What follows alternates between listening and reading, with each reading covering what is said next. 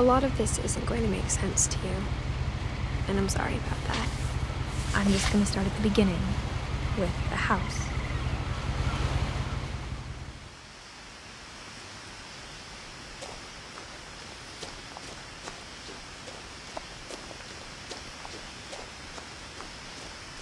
I lived here until I was 11, but I wasn't allowed inside half the rooms.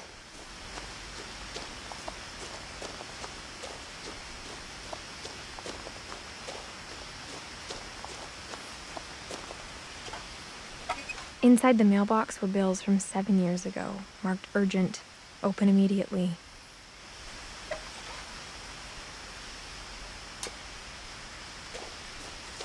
I hadn't been back since my brother Lewis's funeral.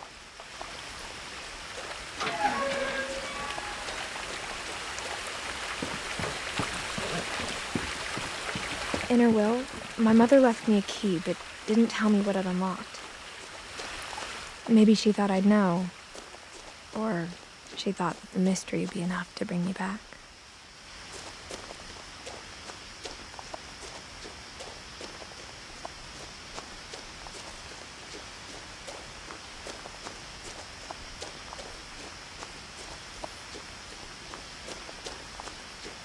No one had driven this way in a long time, but I saw a few hoof prints.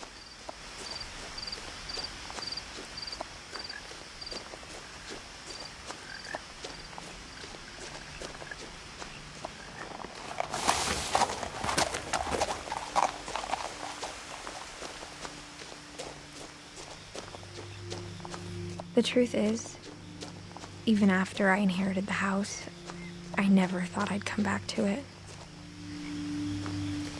But now I had questions about my family that only the house knew the answers to.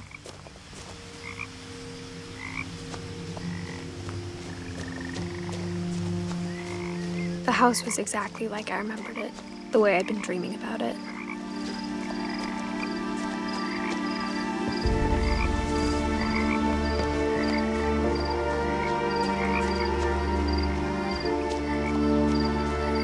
As a child, the house made me uncomfortable in a way I couldn't put into words.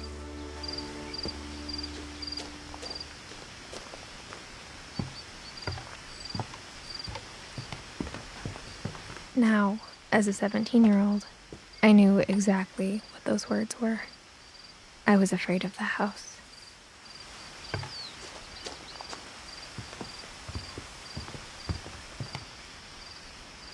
I hoped the key might unlock the front door. It didn't.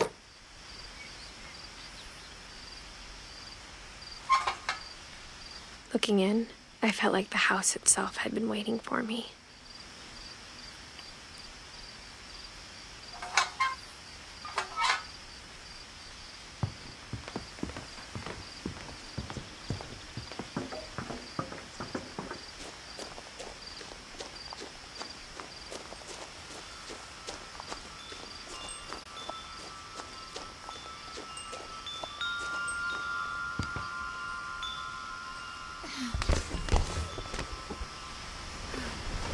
Crawling through the doggy door used to be a lot easier when I was 11.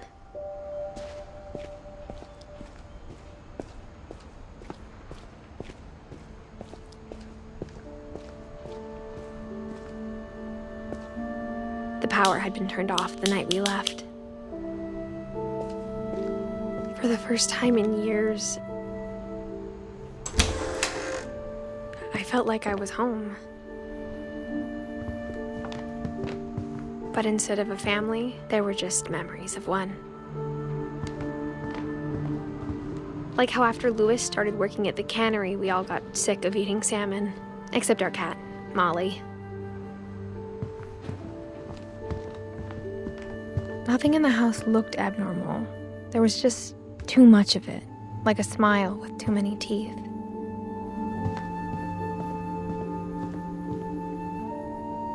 Mom always told me to stay out of the basement, so I wasn't too surprised when the key didn't fit.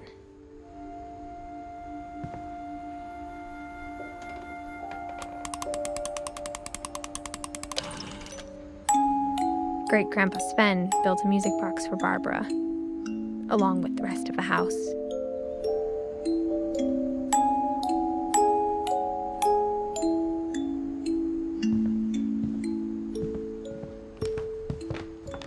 Even the fireplace had a story. Eide told me the bricks came from the original house, after it sank.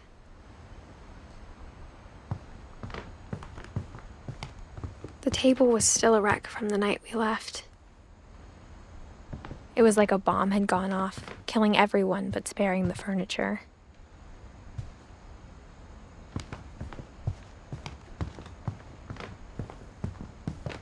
My mom was the only one of us who could imagine Great-Grandma Eide living in a nursing home.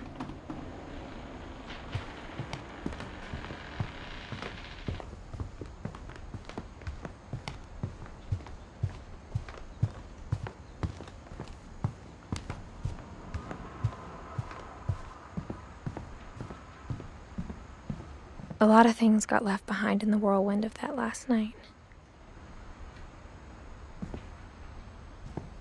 My mom wasn't much of an optimist, but she never stopped believing that my brother Milton was alive.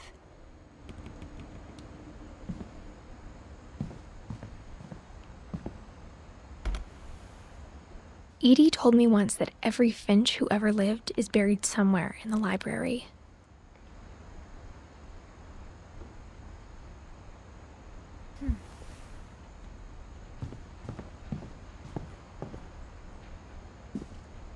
After Milton disappeared, Mom sealed up all the bedrooms. Then Eide retaliated and drilled peepholes.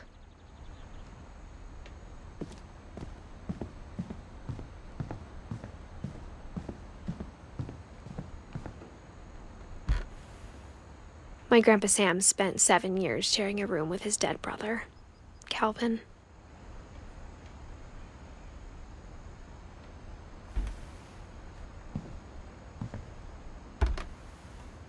As a kid, I just assumed every house had peepholes and sealed rooms you weren't allowed inside of.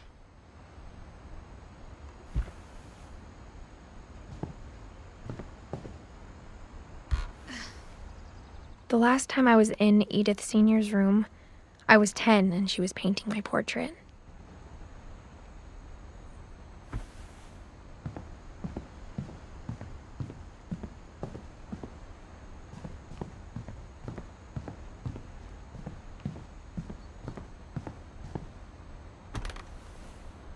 Molly always seemed like a girl I could imagine being friends with, if she hadn't died in 1947.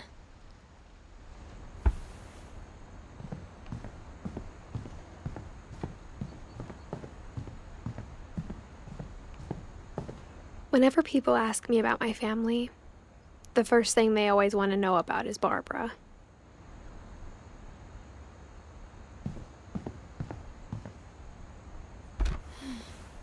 Barbara was a child star for 2 years, until America grew out of it.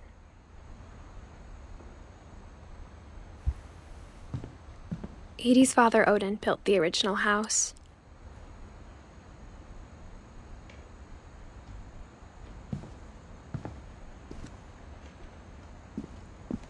Mom must have locked the 3rd floor stairs on the night we left.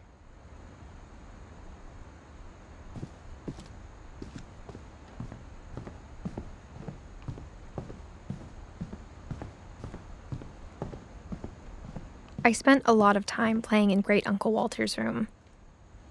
I think my mom sometimes regretted not sealing it up.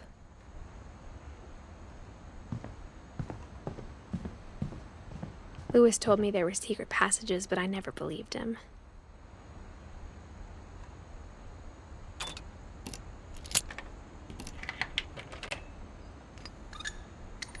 Turns out, my mom was really good at keeping secrets.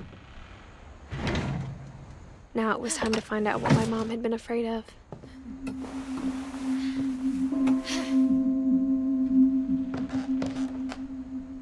Reading this, maybe it sounds like I had a plan. But I had no idea what was behind that door.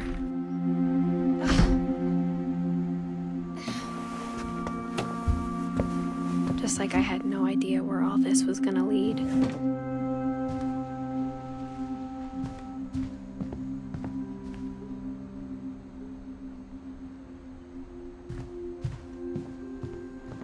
I grew up looking at Molly's room through the peephole. Molly's gerbil had a tiny bedroom with its own even tinier gerbil cage.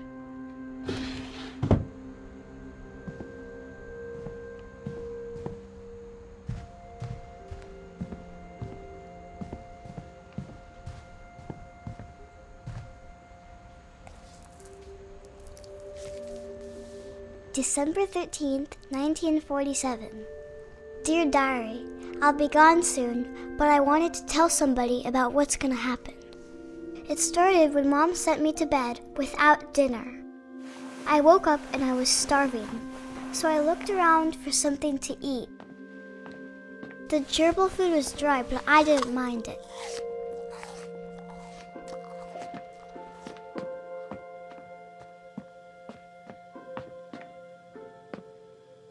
I thought about eating Christopher, but I held back.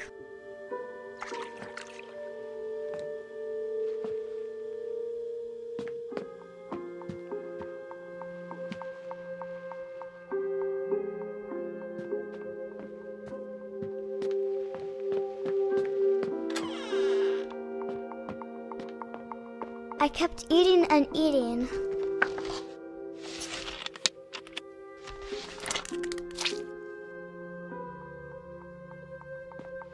I ate a lot of things that night.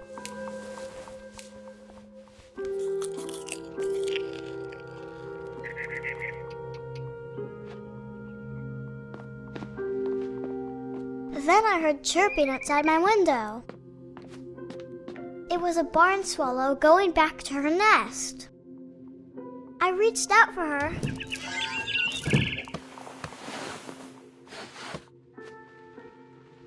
And suddenly, I was a cat.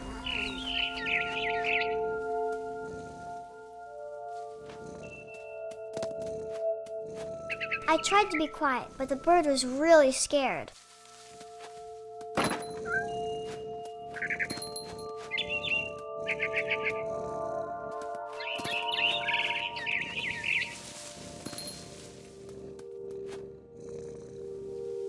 Mom and Dad didn't even look at me.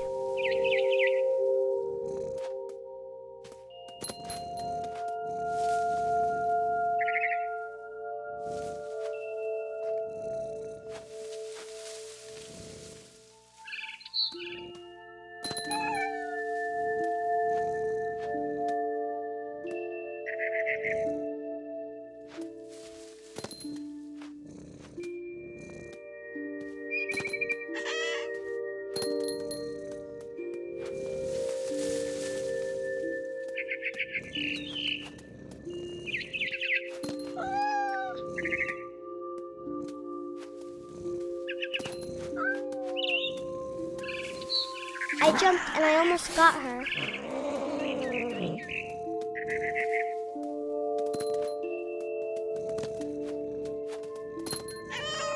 I could tell she was getting really tired.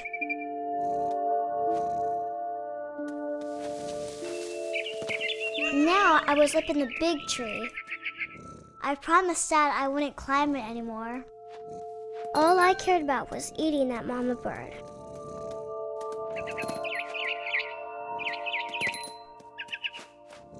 I gobbled her up. And suddenly, I was an owl. First, all I heard was the wind. Then I heard little teeth nibbling in the grass.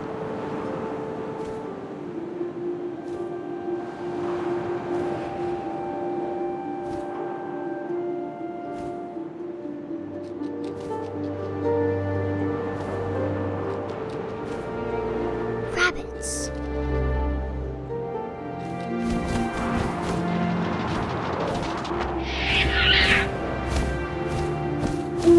I imagined his face looking up and seeing mine through my talons. I swallowed him up, and I didn't chew one bit. Then I flew off to find something bigger.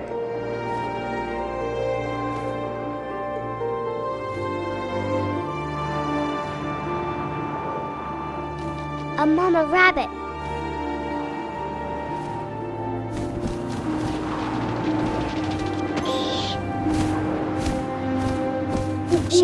was too big to carry. I started choking, but I couldn't stop eating. And suddenly, I was a shark.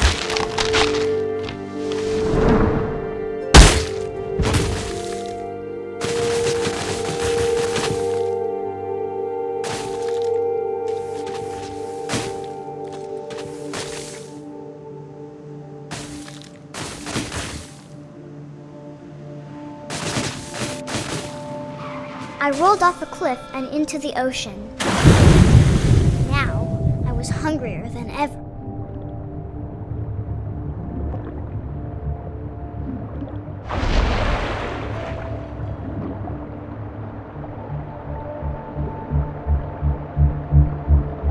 I wanted fat, juicy seals.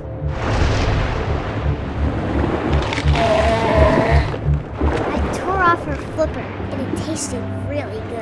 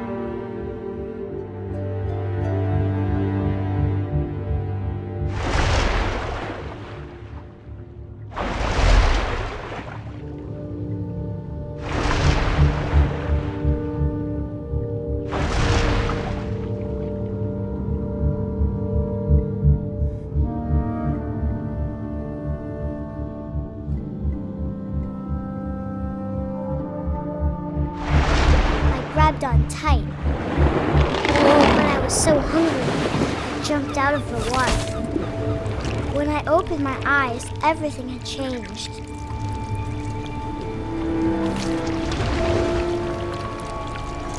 Now I was a monster, and I smelled people everywhere.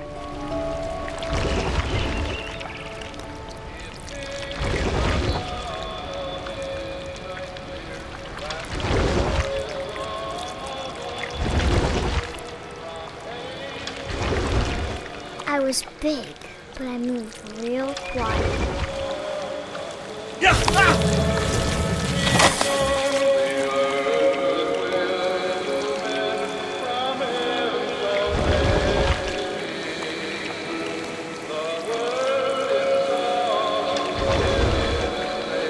I wanted to stop, but also I didn't.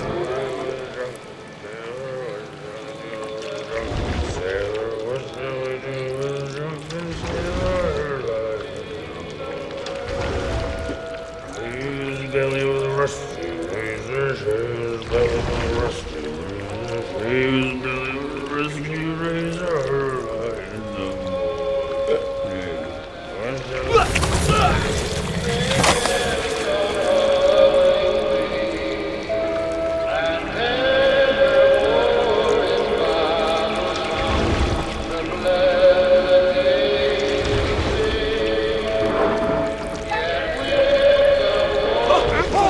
Passenger, I was still hungry.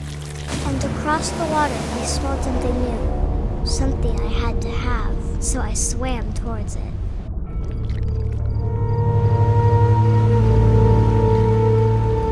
I slithered onto the sand, and the good smell went into an old pipe.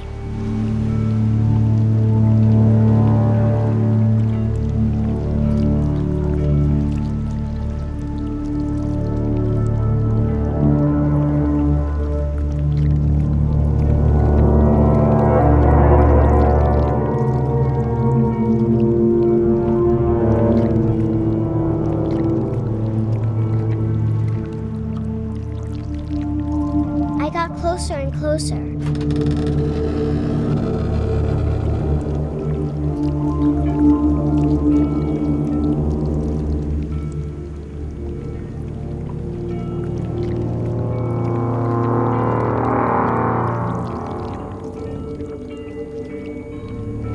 All of my stomach started growling. And suddenly, I was me again. I held my breath for a long time, but I couldn't hear anything. I think it's waiting for me to fall asleep. But it's not going to wait much longer. It needs to feed, and we both know I will be delicious.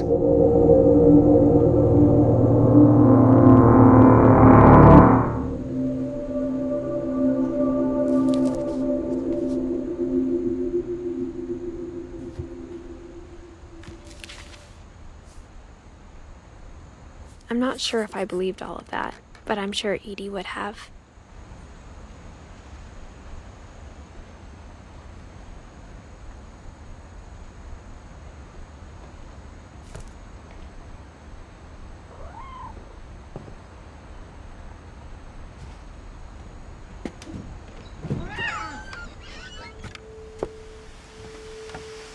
This will be obvious later, but my mom never told me any of these stories. Eide would have, but Mom didn't like bringing up the past. Though, when we adopted a stray kitten, she was the one who named it Molly.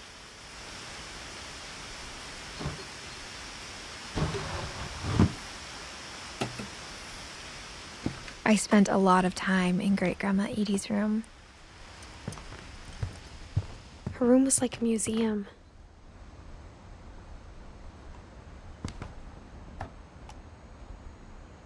For 500 years, the Finches have been famous throughout Norway for their fortune and misfortune.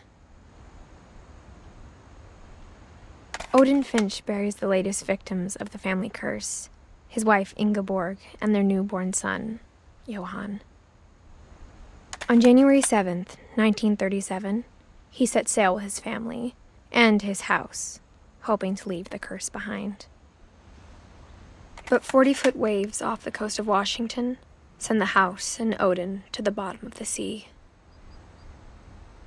Odin's daughter Eide, with husband Sven and baby Molly, step ashore on their new home, Orcas Island. Odin Finch is the first to be buried in the new family cemetery. His daughter Eide is already dreaming of a new Finch house.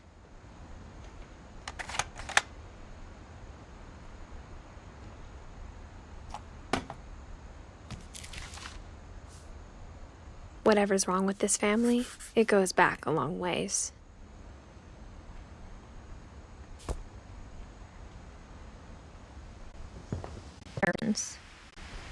Louis died a week before we left, but Eide had already started to memorialize him.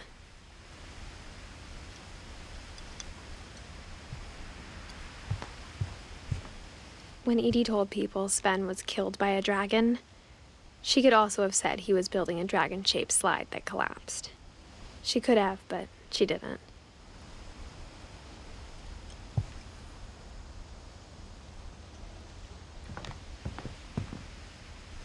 One summer, they evacuated the island, but Eide refused to go. For a few weeks, she was a celebrity.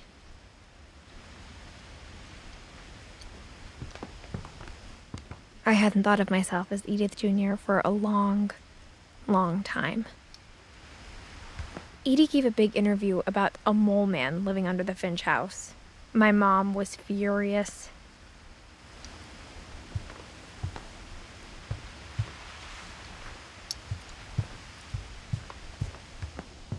Even in her 90s, sometimes Eide seemed a lot younger than my mother. The only trace Grandpa Sam's first wife, Kay, left on the house was the pink bathroom. It was a pretty big trace.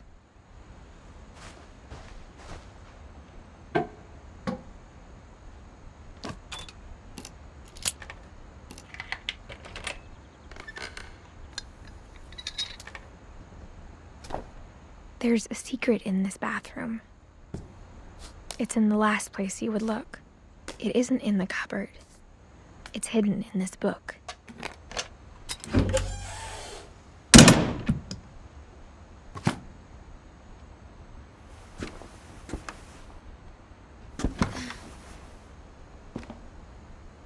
Sven gave Sam an old camera he'd refurbished. He never put it down.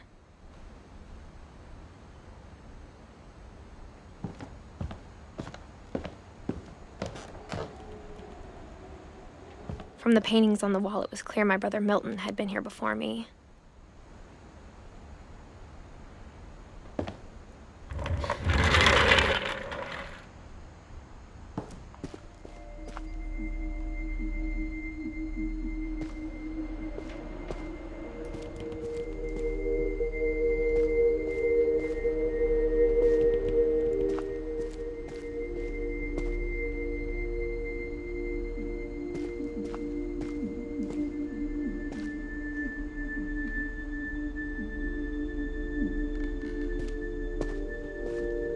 I knew Grandpa Sam had a twin, and that he never talked about him. I guess my grandpa didn't like history any more than my mom did.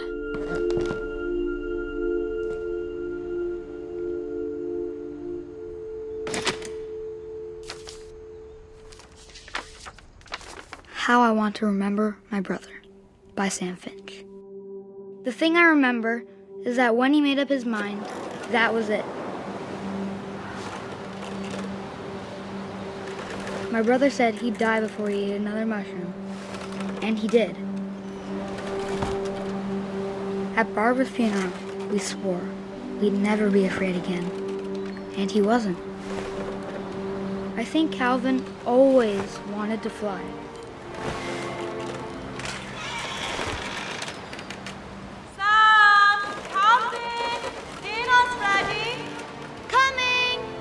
But that day, he finally made up his mind to do it.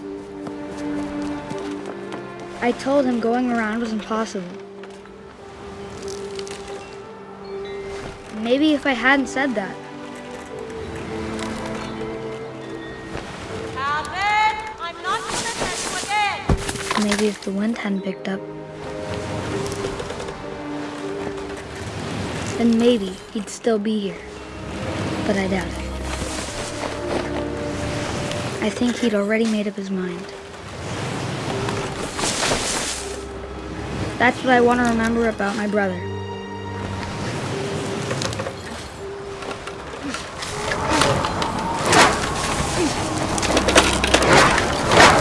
The day he made up his mind to fly. And he did.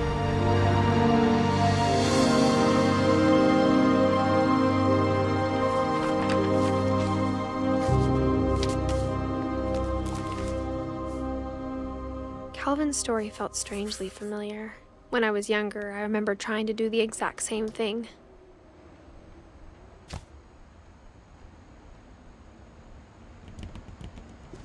After the funeral, Eide roped off Calvin's half of the room.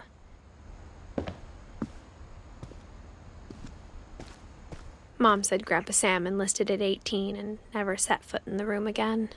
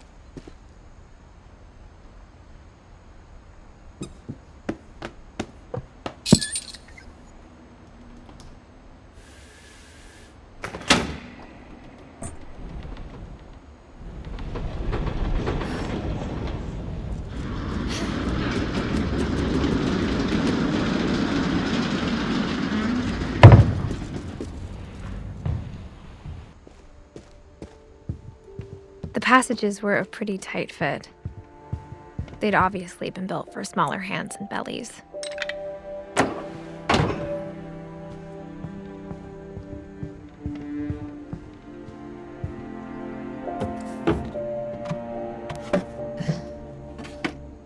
Growing up, I always thought of Barbara as a child star.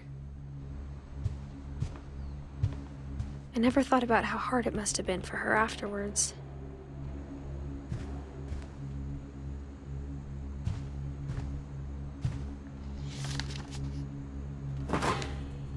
Of all the stories people wrote about Barbara's death, I'm surprised Eide saved this one.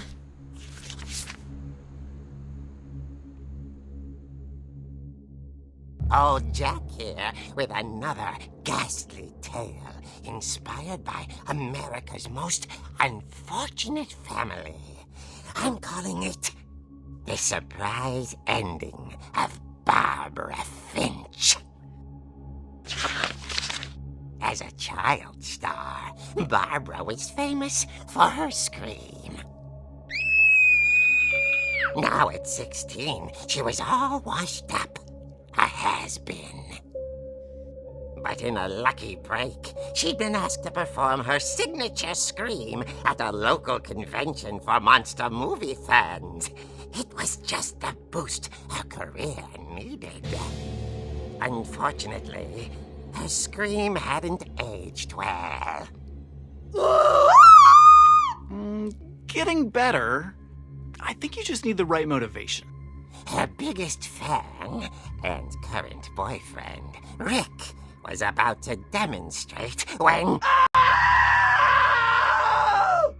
Now that was a great scream. It was Barbara's father, Sven. He'd slipped into a table saw and had to be rushed to the emergency room. So Barbara got stuck babysitting her youngest brother, Walter. Her convention comeback was cancelled. Okay, I'm hearing frustration, but I'm not hearing terror. What if I tried... A gang of hoodlums in Halloween masks have been terrorizing Orcas Island tonight. Police are urging residents to... That came from the basement. You're right! Also, I loved your delivery on that. Why is your basement door locked? Because my dad likes making puzzles and secret passages. There's a key hidden in the music box. The secret is to keep winding and winding until finally the key pops out. Thanks, babe. I'll be back in a sec. 20 minutes later, Rick hadn't returned. So Barbara went to look for him, right on cue. She reached for the music box. And as she wound the key, she listened for Rick, but the house was silent.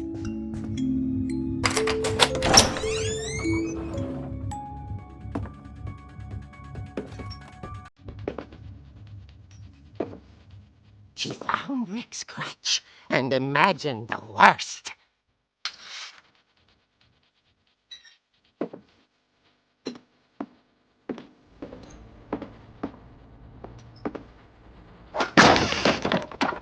The gang's leader is the infamous Hookman Killer, Dr. Carl Hamill, who impaled and then ate his family 10 years ago tonight.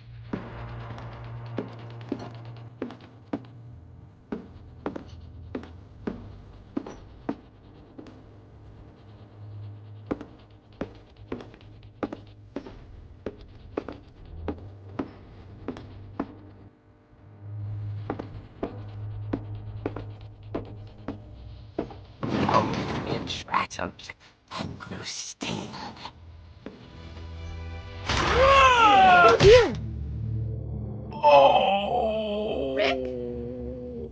Barb, relax. I was just trying to scare you to help you find your scream. Well, I'm not scared, Rick.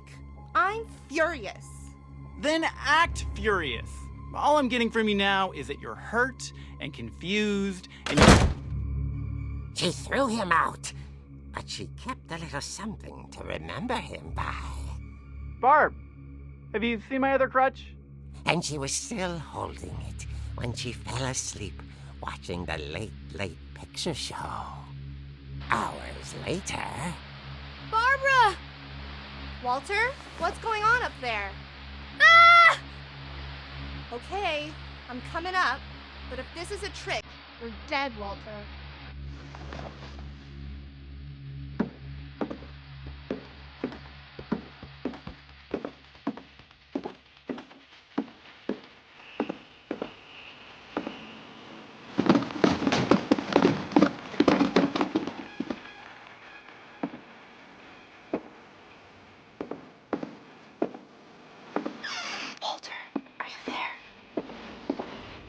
Walter vanished, but his bedside radio was still on.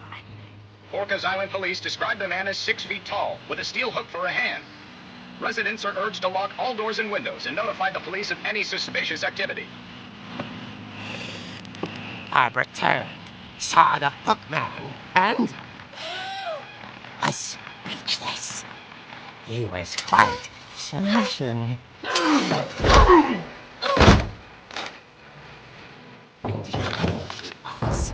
He couldn't get enough of Barbara. Okay, Barbara, there's gotta be another way out. That night, she played her part beautifully.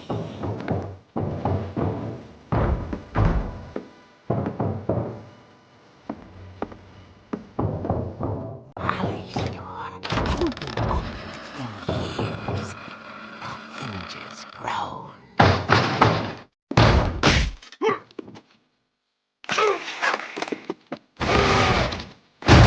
He wasn't moving, but she sensed the story might not be over yet.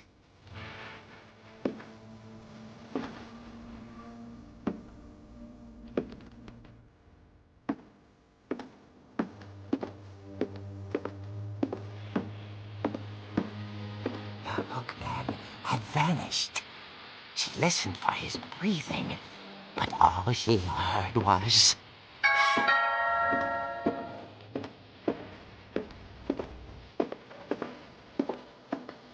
At the door, she heard whispering. It was coming from inside the house.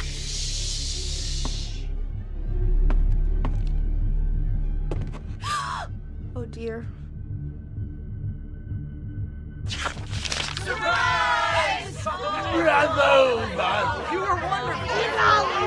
The monsters had come to surprise her.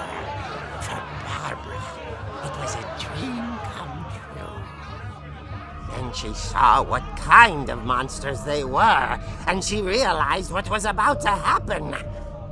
She was going to be famous. And with her final breath, Barbara Finch gave the performance of her life.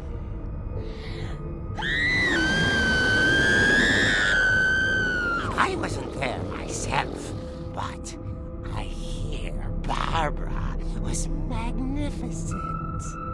Poor girl. She had a taste for stardom. But unfortunately, so did her fans. Of course, the police blamed it all on poor Rick, who disappeared the same night. And little Walter? Hiding under his bed the whole time. He took it all pretty hard, but that's another story. As for Barbara, tucked inside the music box is all they ever found of her. Her ear. Now that's what I call a real eerie tale.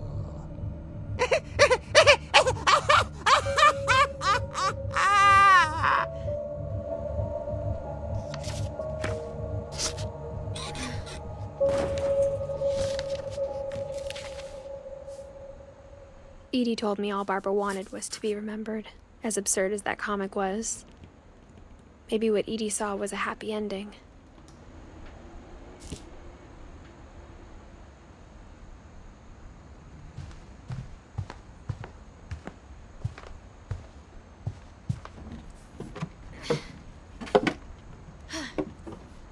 I guess now I know why Mom didn't like me playing with the music box.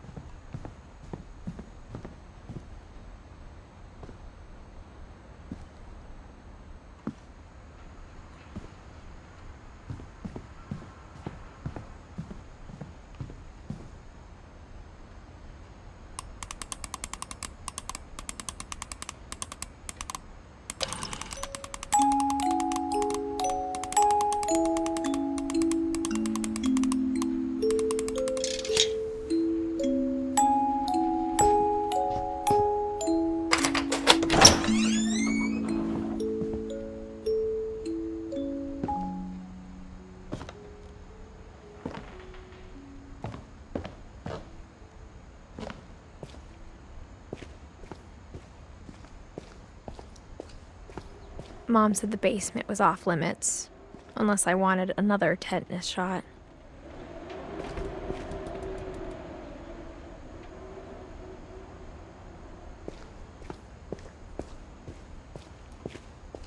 I saw Eide sneak down to the basement once, carrying packages. I thought maybe she was hiding presents.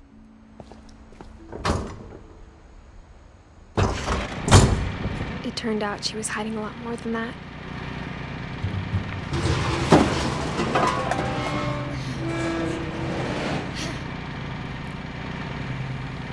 I remember asking Mom once about where Walter had gone. She said after Barbara died, he got as far away as he could. If there's a pattern in all these stories, I think it's that none of us has gotten very far.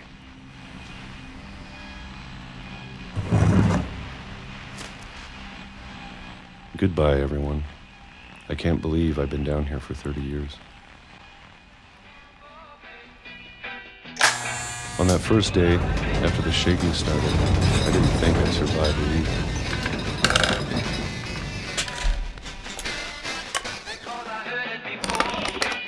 But after a few days, I settled into a routine. That's what kept me sane. Having a schedule, living for today. I always expected to be dead tomorrow. But if you wait long enough, you get used to anything.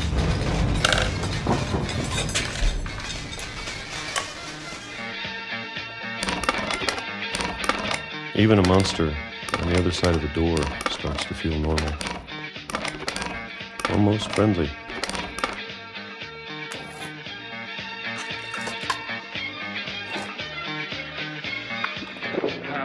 And then one day, everything just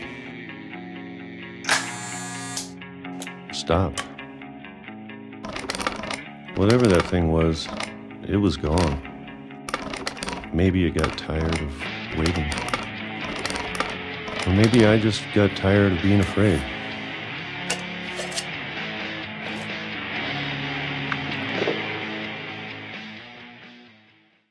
It's been a week now, the longest in 30 years.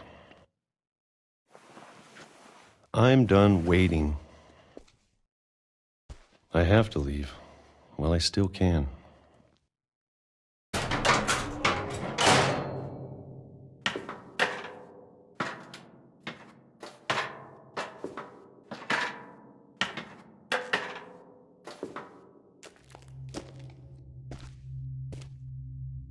I know it's out there somewhere. Whatever killed Barbara and Molly and Calvin. Maybe this is all a mistake. But I need to stop living the same day, even if it kills me.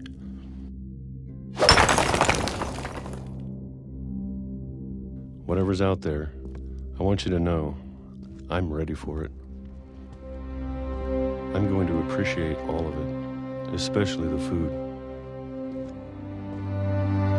I don't mind if I only have a year left, or a month, or a single week. I'd be happy with one new day. I can already imagine the sun on my face.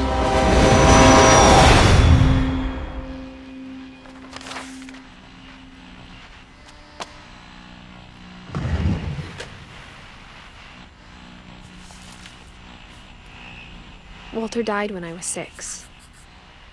I can't believe my mom never told me he was down here. I'm sure my mom was trying to protect me.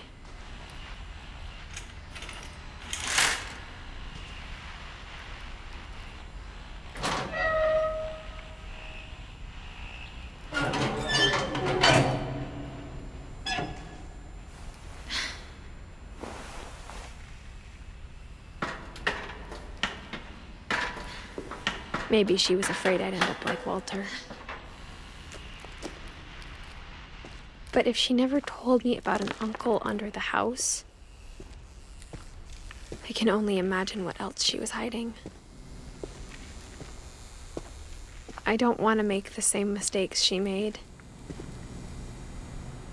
Trying to bury something that's still alive. Now that there's only one of us left, or maybe two, I thought it was time I heard the stories for myself and found out what happened to everyone else. But now I'm worried the stories themselves might be the problem. Maybe we believed so much in a family curse, we made it real.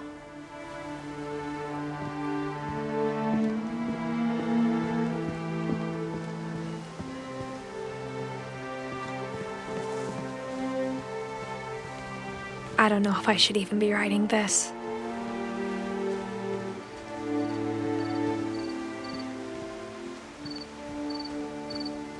Maybe it'd be better if all this just died with me.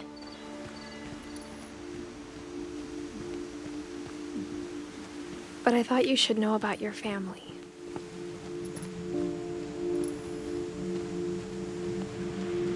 And the history you're a part of.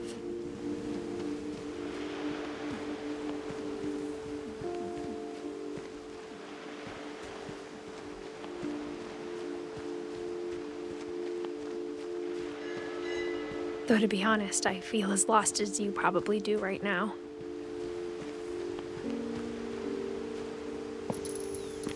I think the people in these stories believed them, for what that's worth.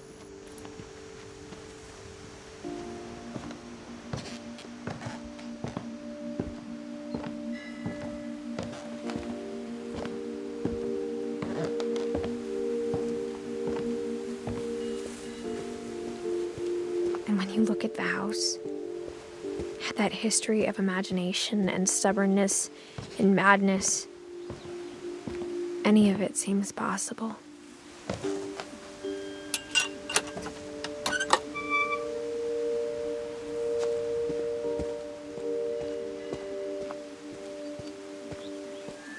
I think we've been surrounded by death for so long, we've just gotten used to it. What kind of family finishes building a cemetery before starting the house?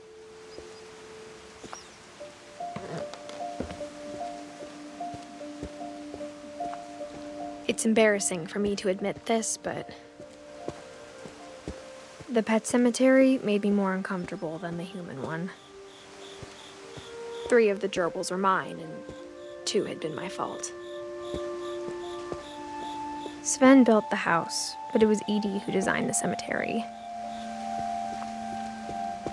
I'm sure Odin's monument had been Eide's idea. My mom was always trying to move on, but for Eide, the past never went away. She could see it poking out of the water at low tide.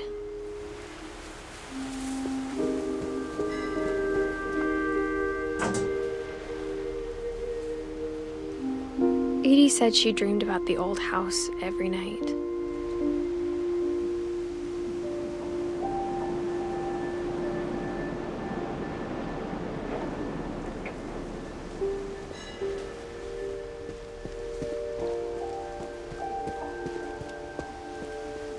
Eide's side was always easier for me to understand.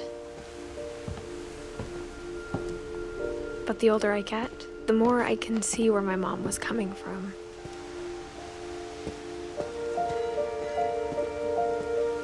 She lost 2 of her brothers, just like I did. I get why she tried so hard to protect us.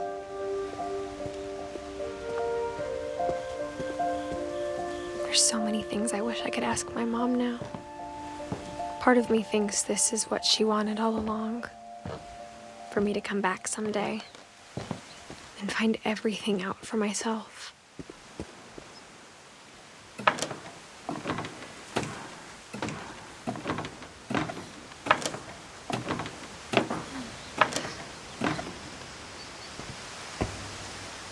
But looking back on it now,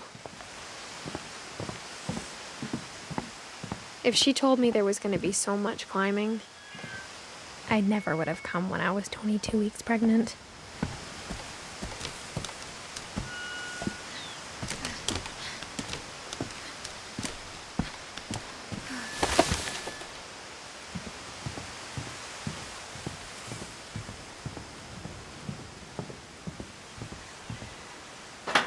I never met Grandpa Sam, but I think he and my mom had a lot in common.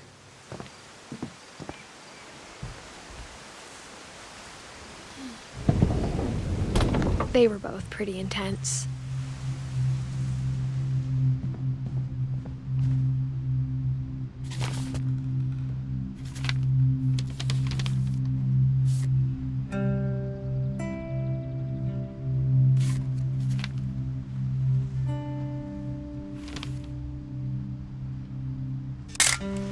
Dawn, I promise, you'll never forget this weekend. Yes, sir. These memories are perfect. It's gonna rain the whole weekend, isn't it? I will never forget this weekend, Dad. That's the spirit. Okay, got it. I'm gonna take some pictures, okay? Just be careful. That camera's older than you are.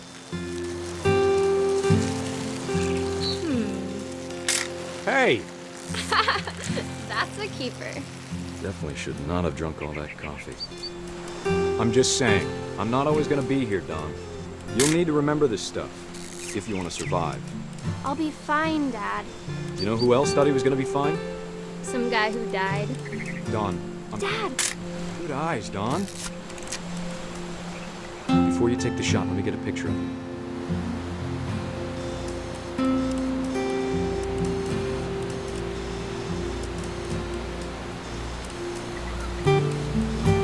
Dad, Let me get behind you. do I have to do this? Dawn, you don't have to do anything. But if you want to survive, you'll need to be strong. Great shot, Dawn!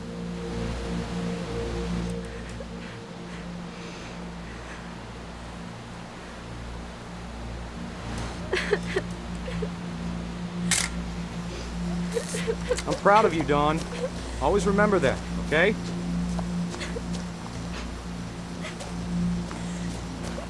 Dad, it's twitching. I think That's it's totally so- normal, Dawn. Just focus on the camera. Try not to think about— Dad!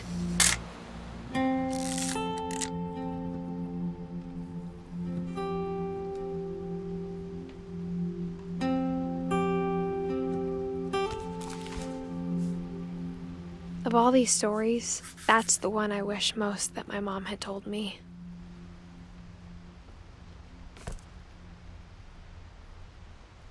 Sam spent his life shooting photos, but Mom said he got nervous being in front of the camera.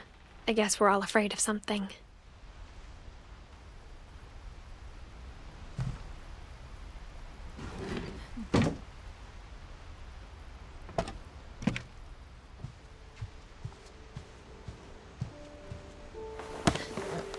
After Sam died, my mom and Eide got really close. They'd both lost a lot.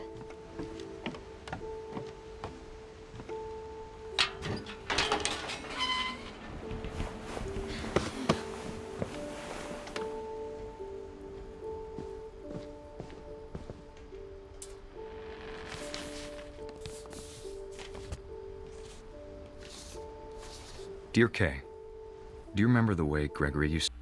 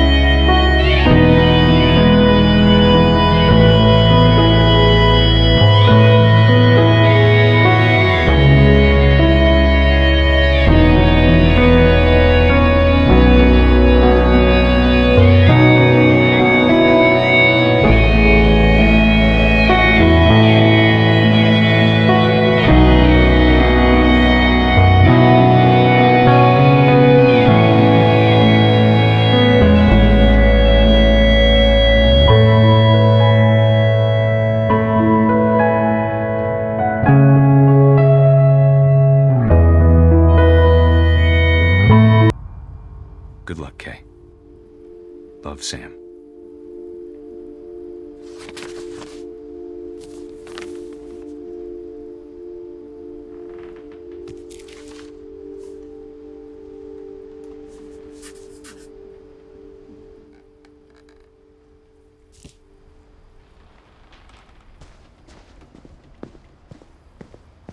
I can't imagine my mom ever writing poetry, and yet...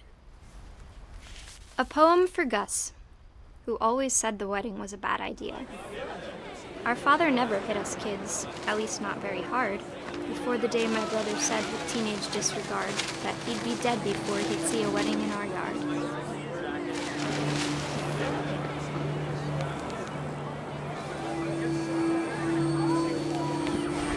My father made him come, of course, but Gus stood far apart, just flew his kite and bottled up the storm inside his heart.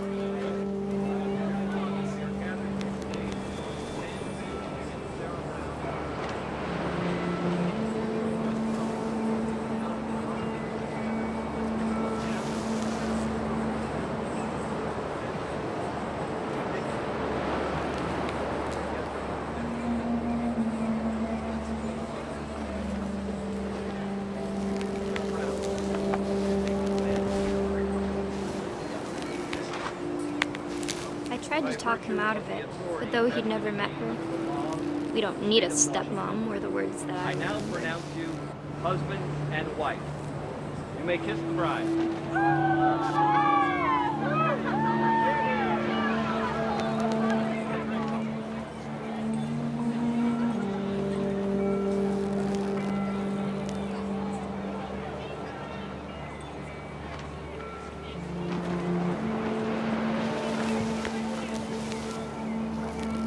When the time for photos came, Dad ordered him to come here. But Gus declined, and as a sign held up his middle finger.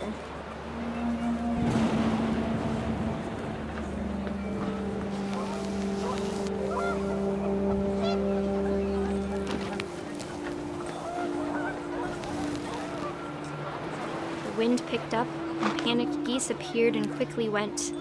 But all the humans did that day was go inside the tent.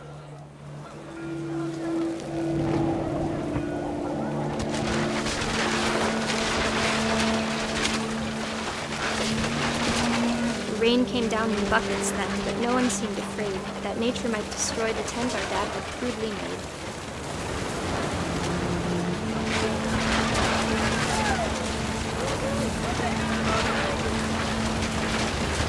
The thunder sounded much too close and full of angry power, but all my father said to this was, "Make the music louder."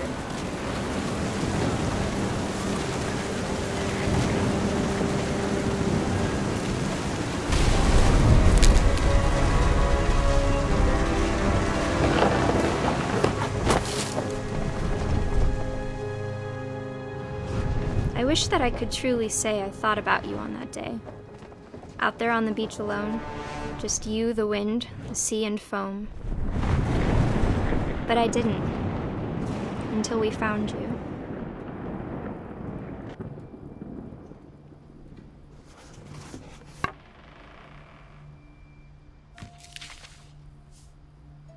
She never talked about him, but Mom told me once if I was a boy, they were going to name me Gus.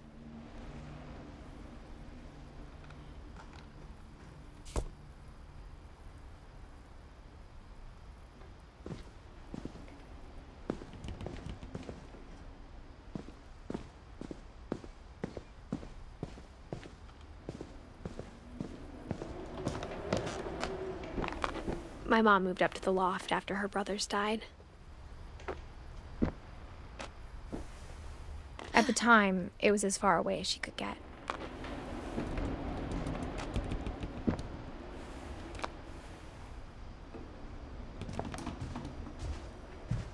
She spent a summer building houses in Calcutta, where she met my dad, Sanjay.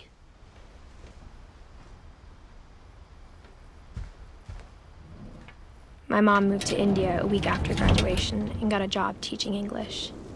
Louis was born a year later. When my dad died, I don't think Mom knew where else to go. I'm sure Eide was happy to have her back.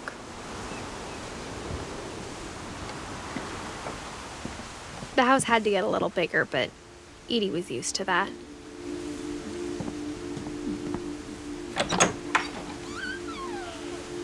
And for a while, things were good. Almost normal. But it didn't last. The beginning of the end was Milton's 10th birthday, when Eide gave him a castle.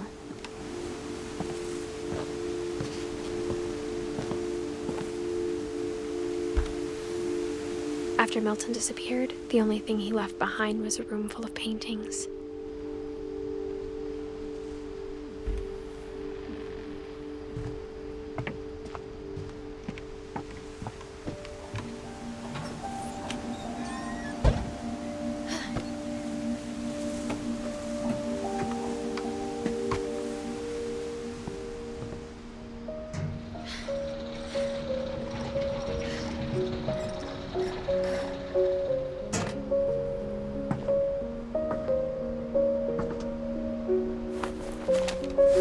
Milton Finch in The Magic Paintbrush.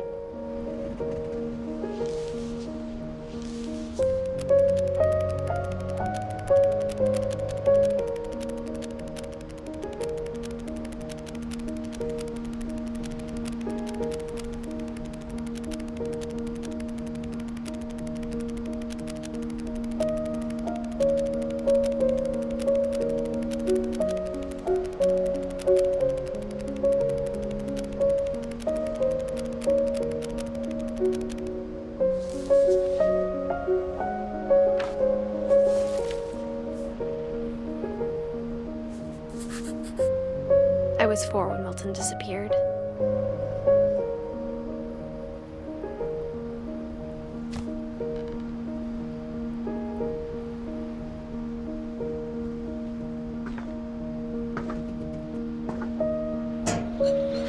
Mom spent months searching for my brother. Then she sealed the doors.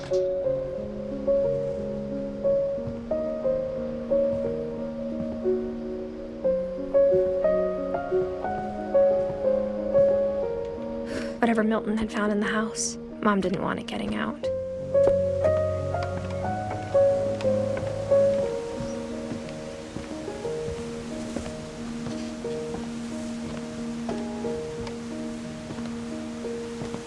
Mom definitely blamed Eide, but I think Louis blamed himself. After he graduated, he just spent more and more time in his room. Until Mom got him a job at the cannery.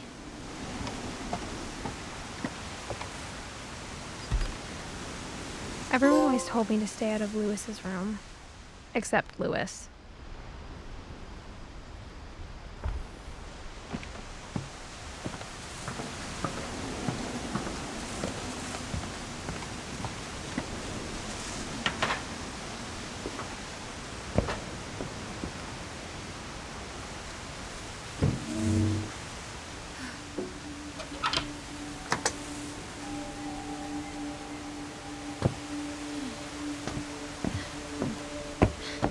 Louis's room smelled very, very familiar. That part of him lived on.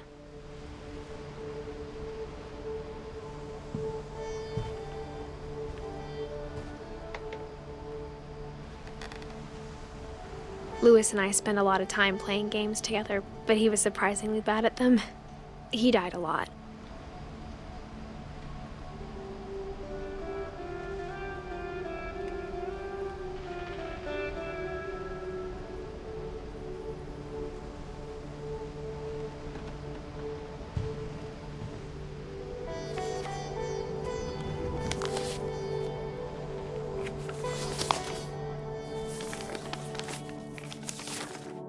Dear Mrs. Finch, as Louis's psychiatrist, I can understand your desire for an explanation.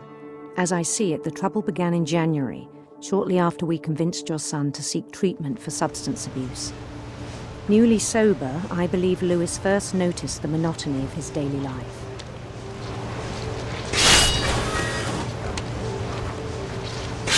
He kept working at the cannery, but he withdrew part of himself. In our sessions, I saw the same behavior. His mind began to wander. I asked him to describe it. He said he started small, imagining a labyrinth. He'd feel his way about.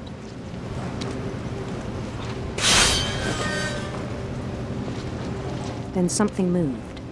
Bats. And toads.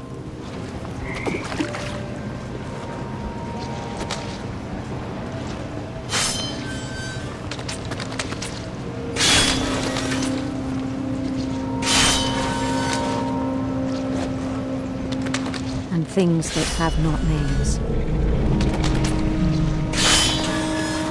He knew it was all in his head. But he took it very seriously. I had hoped he'd find himself.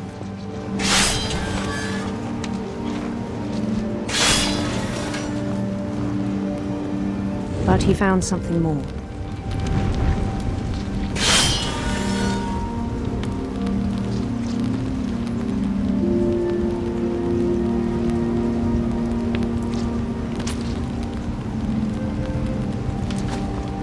I worried about him then.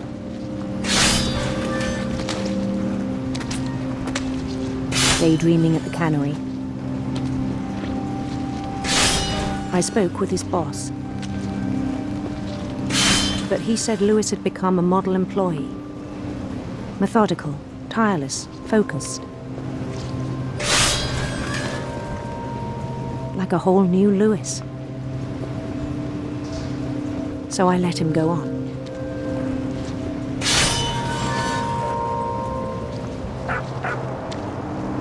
I even encouraged him. It seemed very promising at first. He told me he'd made a new friend.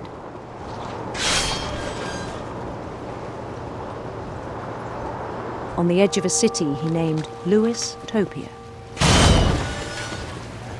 He built the city up slowly, brick by brick. Then he made musicians.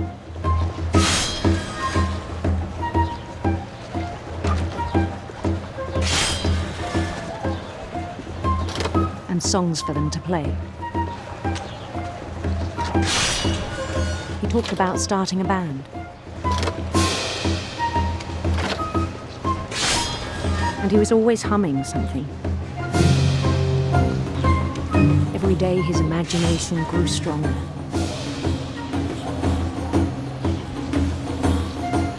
He no longer spoke at the cannery. But his chopping was as reliable as ever. Then one day it struck him that all the cheering crowds, even the stones under his feet, were all in his imagination, so he could do whatever he wished.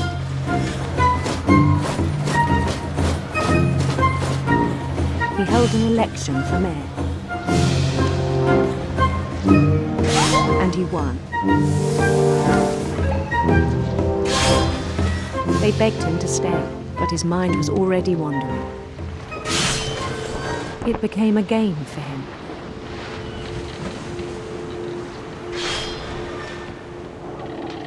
He'd conquer a city, then immediately push on. New Louisville.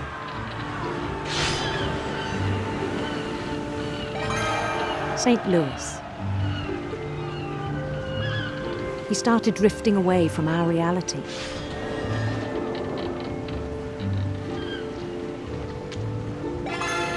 Minneapolis, until one day he forgot to go home from the cannery. Even as his mother pleaded with him, part of Lewis kept sailing on.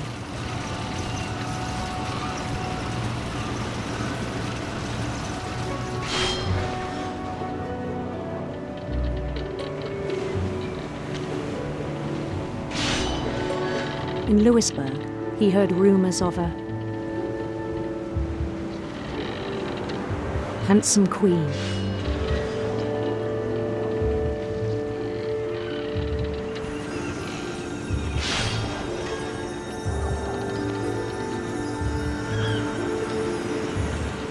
the Queen was on her own quest for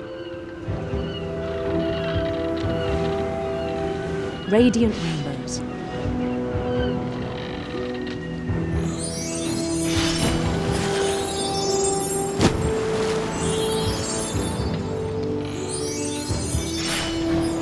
He followed the sound of her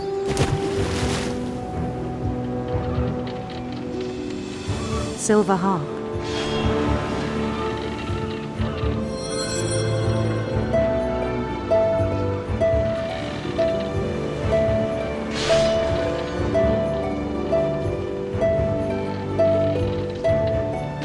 His chase led him to a golden palace east of the sun and west of the moon. Even then, his logic remained sound. He knew the world was all in his imagination.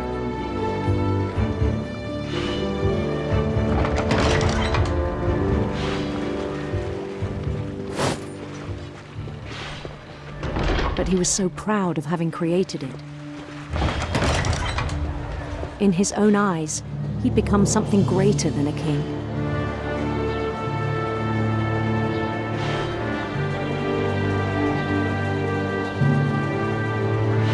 For someone who'd never known success in the real world, I think it was overwhelming.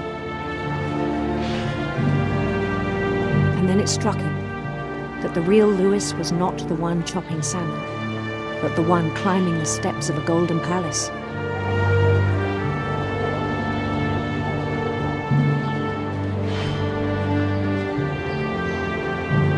My imagination is as real as my body, he told me.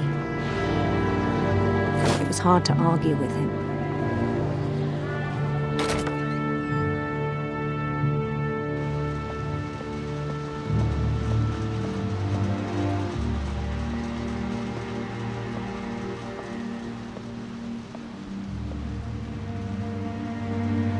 He began to forget the world we know.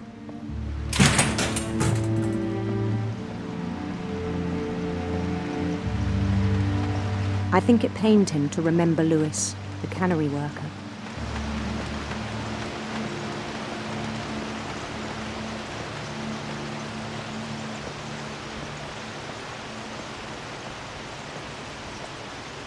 He began to despise the man with a royal contempt.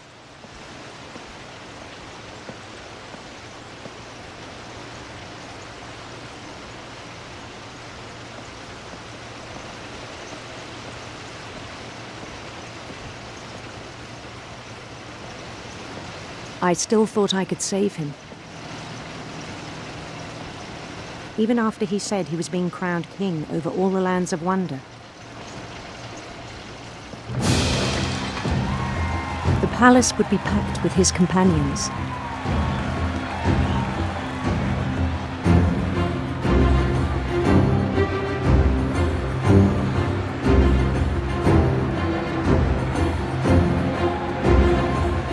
Including the wise Calico who'd insisted on inviting him.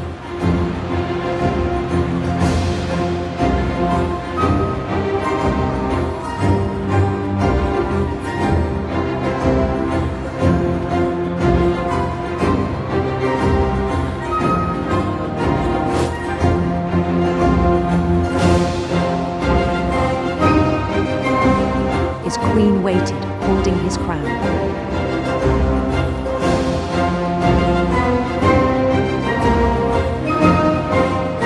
There was only one thing left to do.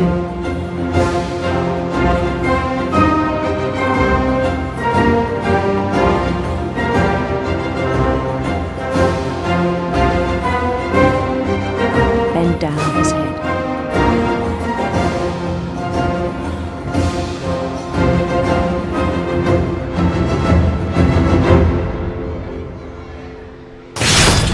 And the rest I think you know. Mrs. Finch, your son was a kind man who will be missed by all of us who knew him.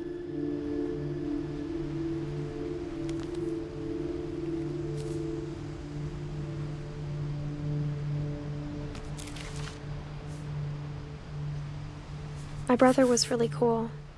I wish you could have met him.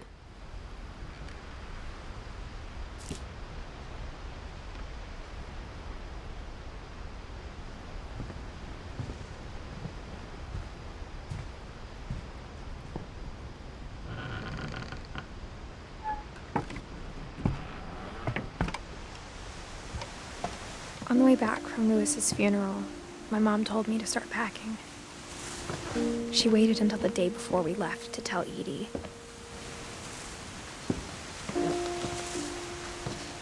I'm not sure if she wanted to make it easier or harder.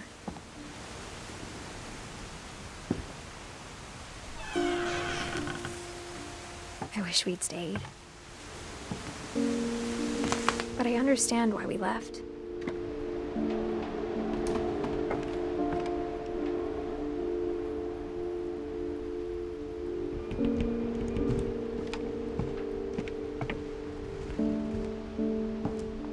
My mom ended up leaving everything behind.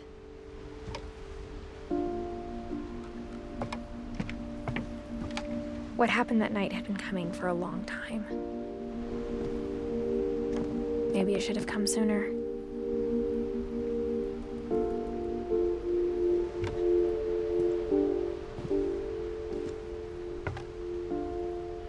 But it had to end one way or another. All that's left now is to tell you about that last night.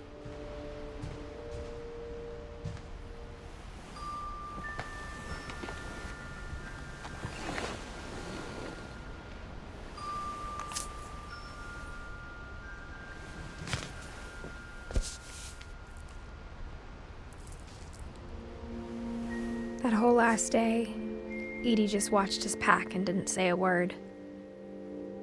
Until supper, when she raised her glass and said, "To our final night together, and all our final nights apart." Grandma, you know what I said about alcohol. Some of your medications are very Edith, specific. I left a present for you in the hallway. Why don't you go open it? The grown-ups have to argue now. I'm sorry, you're right. We're all leaving tomorrow. Let's just enjoy our last... I'm not leaving. Edith, you're excused.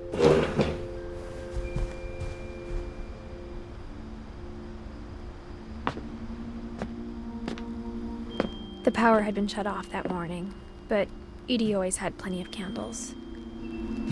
When my mom sealed the library, I don't think she knew about the other entrance. Or that Eide had a key to it.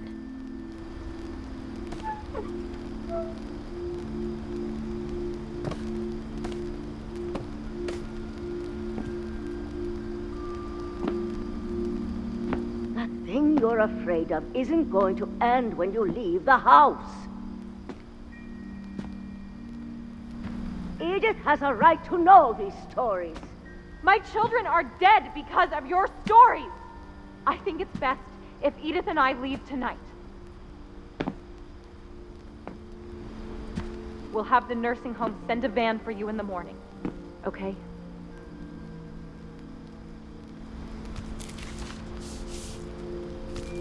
Dear Edith, there's so many stories I wish I could tell you, but there's only time for one. This is about what happened on the night you were born. That night, the tide went way, way out. It was the first and last time I ever saw the old house aground. There'd been an earthquake out in the middle of the ocean. They called it the lowest tide in 1,000 years. God, it smelled awful. You know, I've seen that house every day of my life.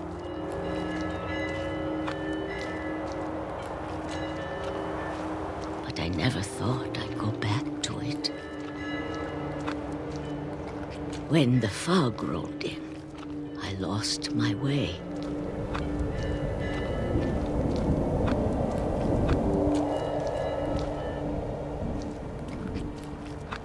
I got turned around.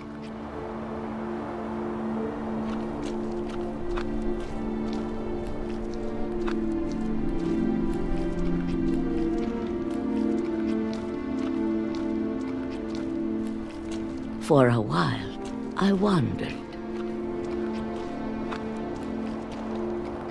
I started seeing things.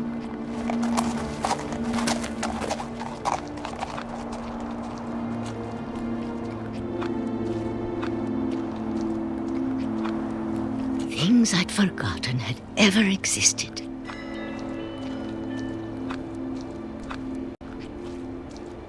But when I saw them, they felt like old friends. That night, a lot of things came back to me. Or maybe I came back to them.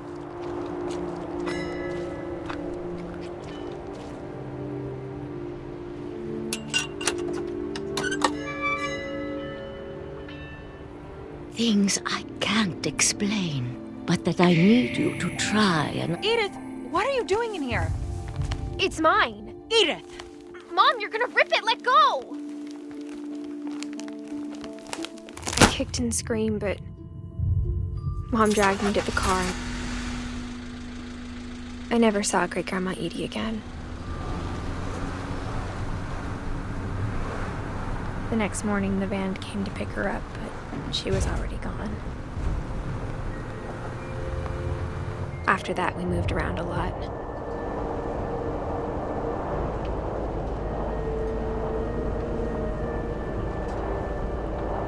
We both tried to make the best of it.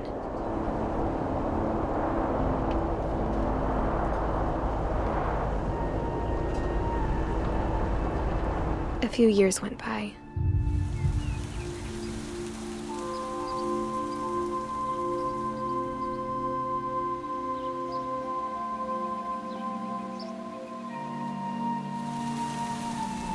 My mom didn't like to talk about it.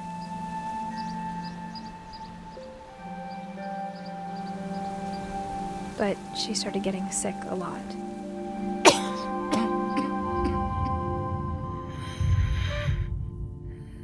She got better for a while,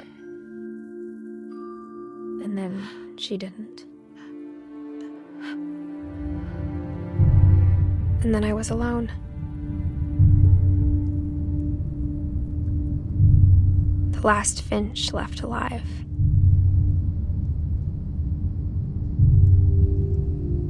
Until I found out about you. I'm still not sure what to tell you about all this. If we lived forever, maybe we'd have time to understand things. But as it is, I think the best we can do is try to open our eyes. And appreciate how strange and brief all of this is.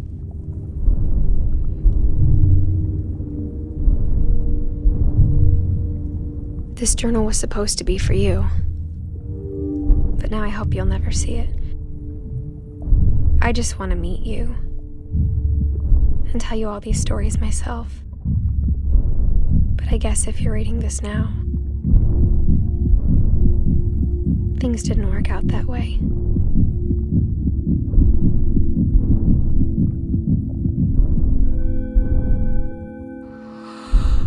This is where your story begins. I'm sorry I won't be there to see it. It's a lot to ask, but I don't want you to be sad that I'm gone. I want you to be amazed that any of us ever had a chance to be here at all. Good luck.